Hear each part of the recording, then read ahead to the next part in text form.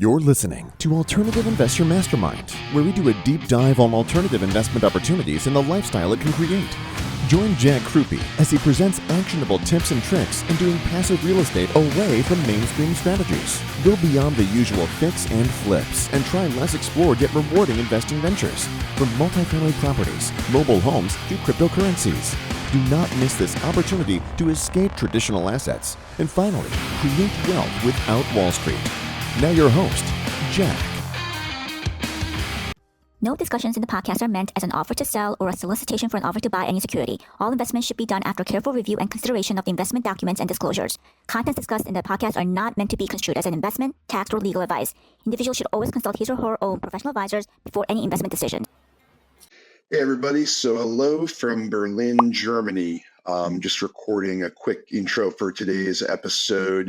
Had a great conversation with Scott Corbett, and we broke it up into two parts. We went 45 minutes plus and just had a great conversation, talking about business, talked about life, talked about raising capital and marketing and really just a great conversation overall. So definitely give it a listen and enjoy part two of my conversation with Scott Corbett.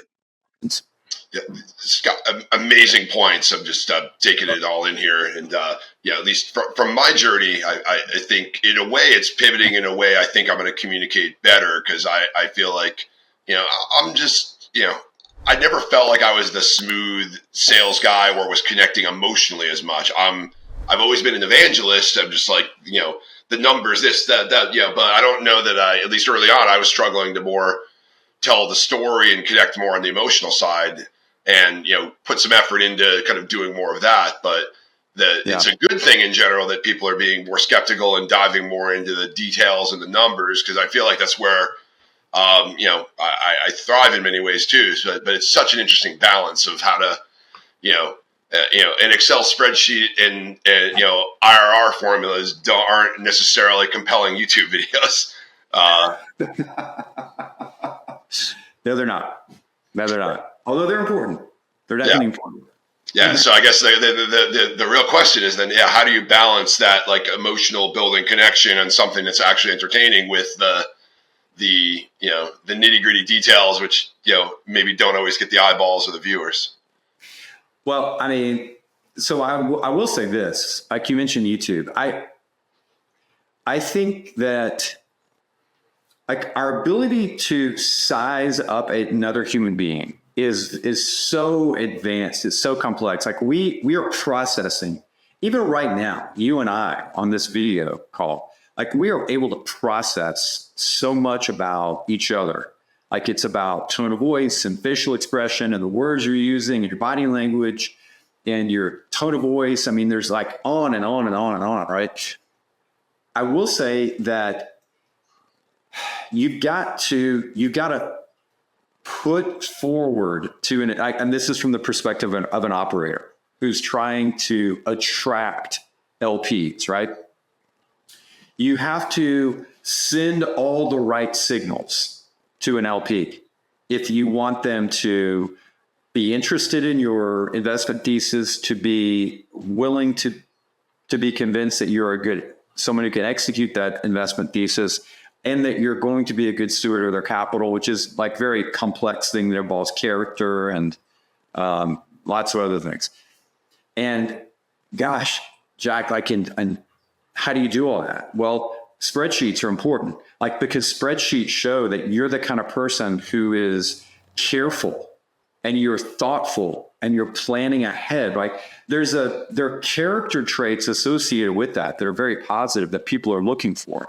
Like you can imagine, would you want to invest with someone who was just, who had no idea what the numbers really were, or, just our buddy Eddie Speed, used to have this funny quote about from his days as a note buyer or note broker, like some deals are so good, you don't need to use a calculator. I mean, and that's true. Okay, that's true. But you don't want to necessarily work with someone who's not using a calculator. You know what I mean?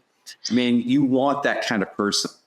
And so in your case, that's a strength of yours, your analytic ability, your numbers focused, right? But then you got to actually become relatable, just like you're saying. And you got to learn how to talk to people. You've got to be able to articulate what it is you like about this deal and why this deal makes sense. You know, the asset class, the market, the capital stack structure, whatever it may be. You've got to be able to turn that into a story that people get. And we don't need to go into why that is. It's like we're wired to understand stories, maybe because we start hearing stories from the time we're born. You know, it's just how our brains just sort of learn to process information. But you got to become a storyteller to some extent. Numbers alone aren't going to activate people's emotions, except maybe greed. But I mean, still. And here's the other thing, Jack. What happened? And let's just talk about a specific situation like Facebook. After the Jobs Act, you could actually publicly solicit investment opportunities on platforms like Facebook as long as you were following the relevant guidelines, right? So if you've got a Reg D 506C offering, you can actually publicly offer your investment opportunities out to the world as long as you're only working with accredited investors.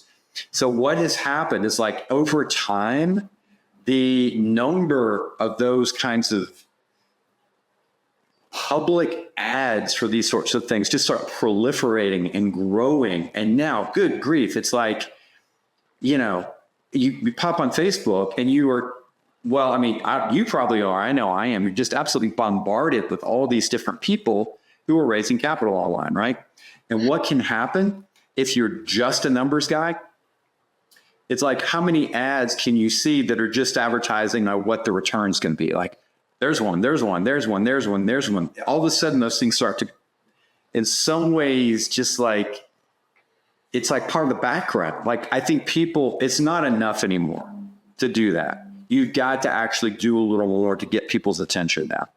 So that was a long, roundabout answer. I hope some of that was, helpful. Really, really great stuff. It's very cathartic for me as someone who's in the space, raising money, trying to connect, and from a good place. I mean, as someone who has my own personal money heavily invested as well, but I've always been a proponent that more people should be invested in in alternatives outside the stock market, just not doing the traditional stocks, bonds, Vanguard funds. I think there is.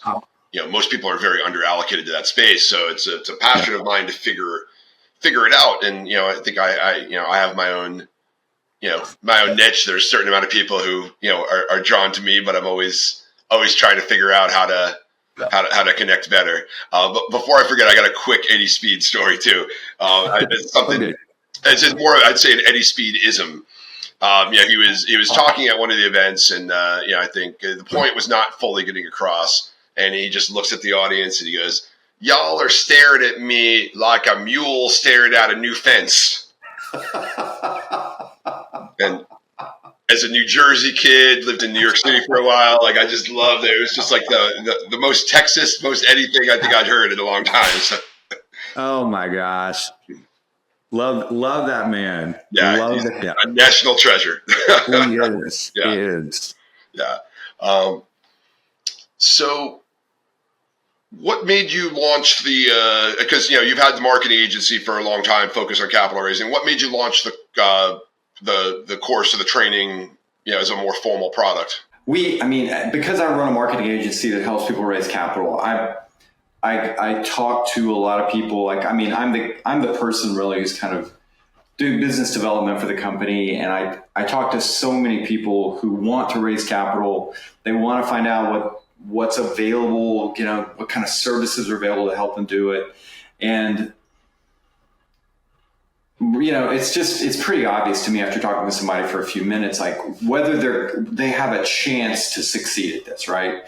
Now, the people that, like, in your sphere, Jack, you associate with the cream of the crop in this space for the most part. And, these are people who already have a track record. They're already successful. They're already well on their way, right? So I was actually talking to a lot of people who are more early stage or like early middle stage and just had raised a little bit of money from friends and family. Maybe they've raised, a few million, but they want to scale. They want to take it up to the next level, but now they're realizing like I've hit a wall and I don't know what the problem is, but I'm stuck, right? And so the marketing agency really can't work with those people. I mean, we're just not set up to work with these small early stage companies. Like it just doesn't work. It doesn't make sense. We're too expensive, and we just aren't really set up to do that. But knowing Lance, watching Lance educate people the way he's educated people for so long, Lance and I were talking, and what we did realize was that we could be helpful in one real specific way. Lance he's a philosopher. If you know Lance at all, you know this about him. Like, the man is a philosopher. He can construct these systems in his mind and then teach people. He can teach these frameworks and teach people sort of like a program for understanding, like, okay, first you need to do this, then you need to do this, then you need to do this. And at the end of it, all this is going to pop out this, messaging program for your company and your thing. And that's really good. Like, he can teach you the framework for coming up with a compelling message that will ultimately convince a stranger to give you money, which is a pretty cool ability.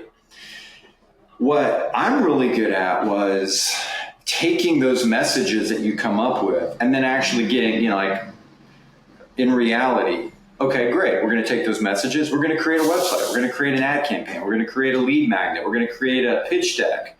We're going to create a bunch of emails. We're going to create some social media posts. Like, we're going to turn these ideas and these talking points into actually functioning marketing materials that attract other human beings in a real way. And so Lance brings the framework for how to talk about yourself and your opportunity and your asset class and your thesis and your strategy.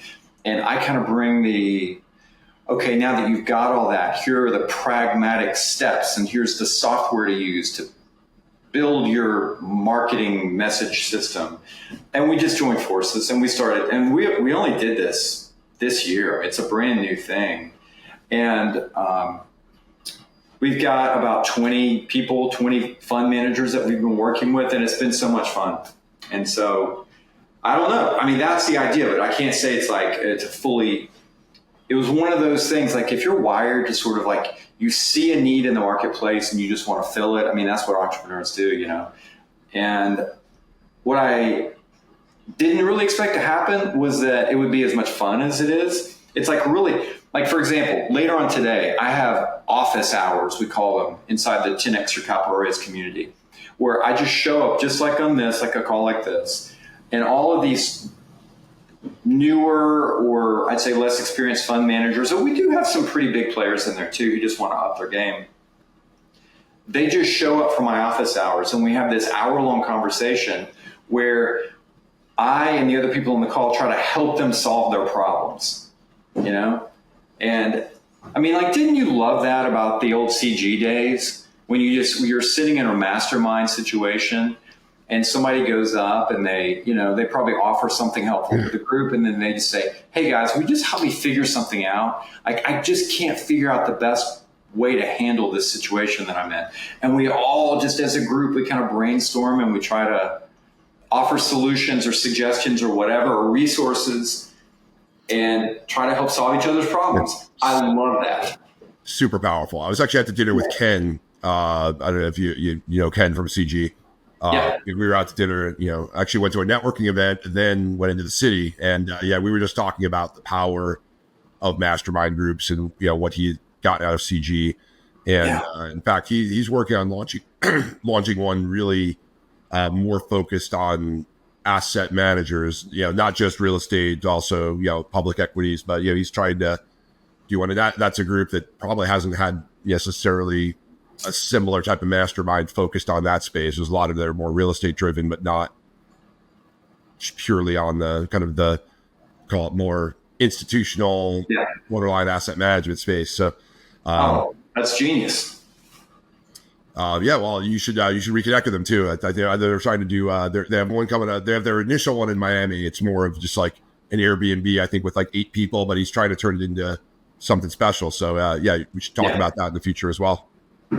I mean, don't you think, Jack, though, that like almost everybody needs, like, it's great to have a mentor. It's really good to have a coach. It's really good to have a community of people, of peers or near peers, or people at least who have some affinity and who are there just to be helpful to each other. I mean, that's the kind of thing that can help you course correct and learn and grow and scale like 10 times faster than you ever could on your own. I thrive on that. I mean, I'm definitely an extrovert, but you know, when I think about like how I process information, I mean, sometimes it's just to ultimately make a decision. I mean, sometimes they're super, you know, I'm not the guy who like necessarily makes a pros and cons chart. It's like a whirlwind of information. And if I could be around a bunch of people and have a lot of information over a condensed period of time, you know, especially of people that are successful and implementing it or had been doing what I was doing a year or two before, that's the real power of, you know, an in-person mastermind or a live event. I encourage potential passive investors with me even to go to an event that, you know, may even have competitors there, but we'll also have other investors there because, you know, at least early stages for me, there's nothing more powerful than somebody who, you know, was thinking the way I was a few years ago and had already kind of taken the positive steps to do it and had some success already. Yeah, totally agree. Couldn't agree more. And they're fun also, you know, so. Absolutely. Yeah. I've certainly, probably closed the bar down one too many times at some of these events, but, oh my gosh. I mean, I think we're all still, I don't know, I speak for myself. Like, I remember when CG meetings like went online, went virtual instead of being in person, like right there when COVID hit. That was miserable. That was the worst, right? And I don't know. I still feel like I've got catching up to do for all that time. That was like a year or two of a whole lot less of that in-person interaction that I miss. I love that stuff. Yeah, and you know, not to get too political, but it seems like it was I know some people may have lost friends, family, so not to be insensitive, but it's to me, it seems like a bit of an overreaction of what happened at this point, which makes it even more frustrating for me. Yeah, I mean, I agree. I mean, people were freaked out, and we definitely overcompensated. But it's going to be interesting what history shows in 10, 20 years too. On what ultimately, hopefully there's not another one. I don't know that the thing is, I don't know that the country would stand for another one soon, although they do say history does repeat it. Well, history doesn't repeat itself, but it does rhyme.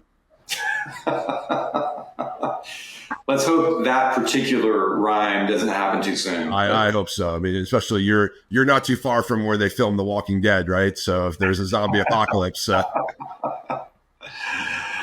that's right. And here's some funny trivia for you. Do you watch Stranger Things? I have watched the first season. Okay. Well, in later seasons, this one huge like haunted, scary house features largely in the plot of Stranger Things. And my mother-in-law's house is right across the street from that. So when we go see her now, it's like tourists are constantly going up in front of the house, like taking pictures of themselves in front of the house, which is, they made it look like a haunted house for a long time. Now it's actually, Netflix is there filming right now even for the new season. And it doesn't look scary anymore, but it really is on the inside. Nice. Well, I'm visiting Jersey for 2 days here. I can drive on the turnpike and see the opening scenes from The Sopranos. Yes. So best TV opening ever, probably. Yeah, that was a great show. It's been cool diving into podcasts too. It's for just it's been some of these shows have been 20 years now, but it's really cool to hear the behind the scenes. A lot of those actors have their own podcasts and they talk about both their own lives, but also just behind the scenes things of what was happening on those shows. It's really cool to get the behind the scenes. I know. I love that stuff. And the Sopranos in particular, good grief. That was like, how would that rank for you, Jack? Like in the best TV top 5 or 3 of all. It's on the Mount Rushmore of television shows. Oh my God. It is. It absolutely is. How many times have you watched it beginning to end? At least 2. I mean, that was a COVID one for sure, where I went back and watched it from the beginning. Yeah, me too, too, all the way through. And the second time was actually, in the past couple of years. Yeah. So. And for me, it's like, you forget how funny it was as well. Like, it was hilarious. Yeah. That's the hidden gem there is just, it's, I think I'd heard something that at some point they were going to make it, or there was a thought of making it a little more of an actual comedy originally that kind of, more have obviously morphed into its final product, but there was some talk of making it a little more slapstick, or a little more of a comedy in the early stages as they were developing the show. Oh, yeah, it's You never know how it would have turned out. I'm glad it turned out the way it did.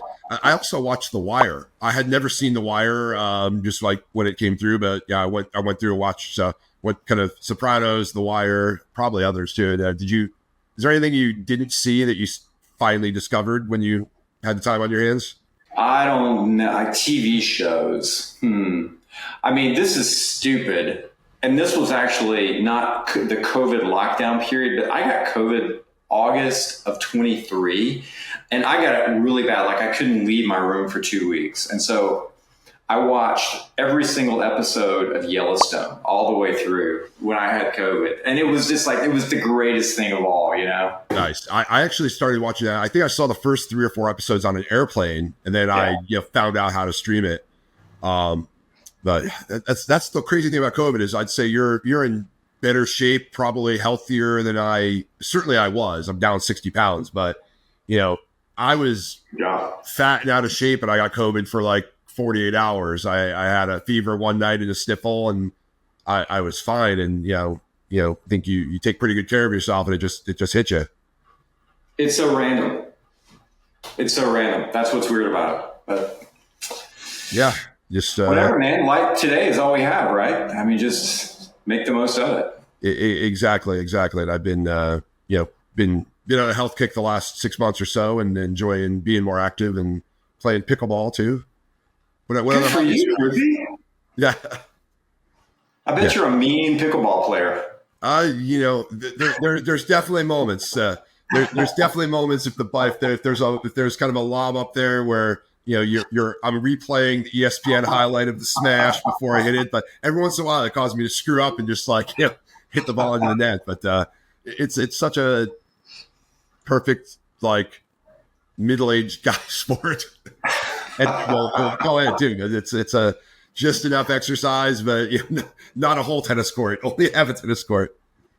That's awesome. My athletic hobby is actually going on trail runs. And so, but the problem is it's like every 3 months I have some crash, when I'm running on trails, and I end up breaking something or hurting something. And then I'm totally out of commission for a month afterwards. So I'd be much better off on a pickleball court. Yeah, no, that's scary for me. I mean, I have a number of friends better shape than me that, one guy tore an Achilles playing beach volleyball. One guy tore Achilles playing soccer.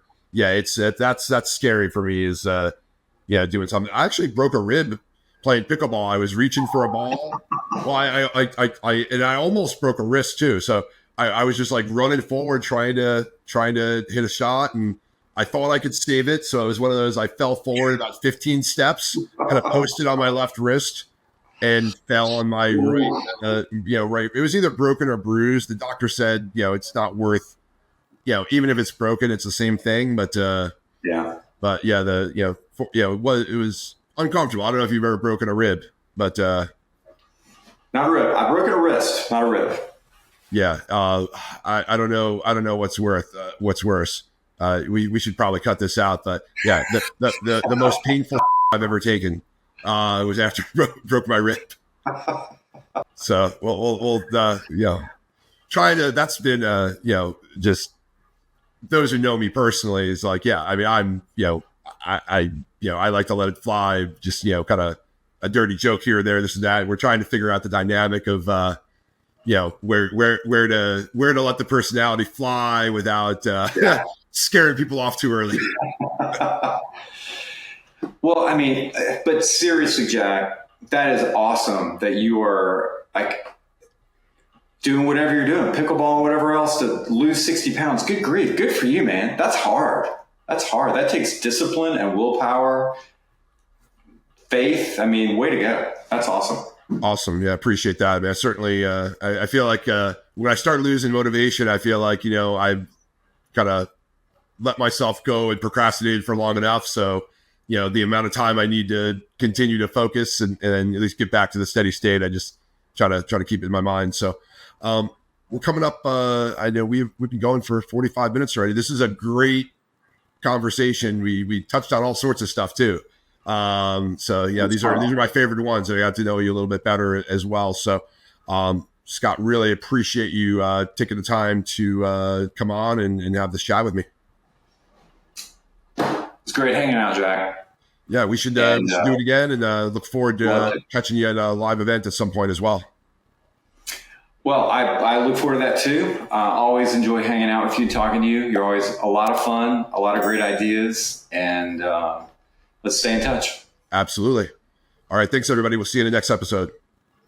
That's all for this episode of Alternative Investor Mastermind. Now that you know the many alternative opportunities out there all up for the taking, you can finally become ultra connected and ultra wealthy.